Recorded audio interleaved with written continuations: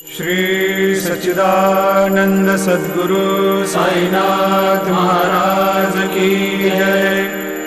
जोडोनिया कर चरणी ठेविला माथा, परिसावी विनंती माझी पंढरीनाथा। असो नसो भाव आलो तुझिया ठाया, कृपा दृष्टी पाहे मजकडे सद्गुरु राया।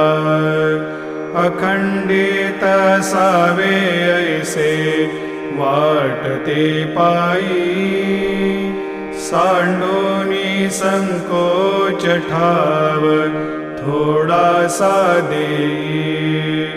तुका म्हणे देवा